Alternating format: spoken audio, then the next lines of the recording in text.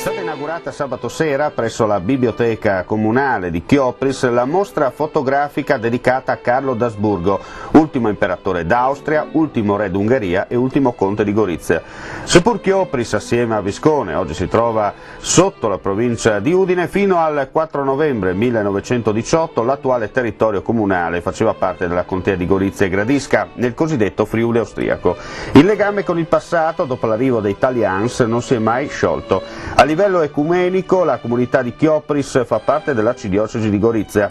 Presente un folto pubblico giunto da tutti i territori dei confini dell'impero per ammirare e conoscere i fasti di un passato che la politica ha cancellato, alla storia no. A curare la mostra Giovanni Battista Panzera, presidente della società Corbonese Austria. Una raccolta che porta alla luce aspetti totalmente diversi da quelli raccontati da alcuni storici nazionali sulla vita e la voglia di italianità di queste terre. Nessun rigurgito verso un ritorno al passato, ma solo ricordo che in quei tempi, sotto la corona d'Austria, non si viveva così male e la voglia di cambiare non esisteva affatto. Semmai con l'arrivo dei piemontesi e degli ex appartenenti del regno delle due Sicilie si aspettava qualcosa di più, ma da queste parti avevano già annusato cosa Italians avrebbero fatto una volta conquistato. Dall'agosto del 1886 il Friuli storico, appartenente al regno lombardo-veneto, era passato all'Italia. Sia a Cormons, Gradisca e Chiopris si stava bene, a Manzano, Corno di Rosazzo e San Giovanni si faceva la fame, con le genti del luogo che ripassava lo Judel Club alla ricerca di cibo e denaro. Altri tempi, si dirà. C'è tempo fino a domenica per riscoprire e assaporare un Friuli che non c'è più.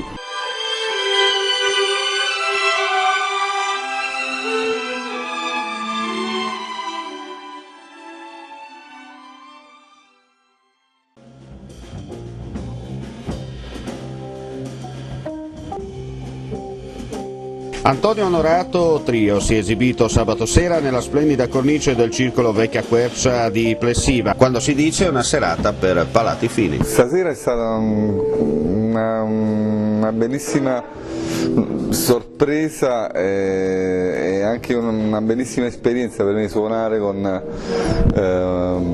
Maurizio e con Paolo, che ho trovato qua, due splendidi musicisti.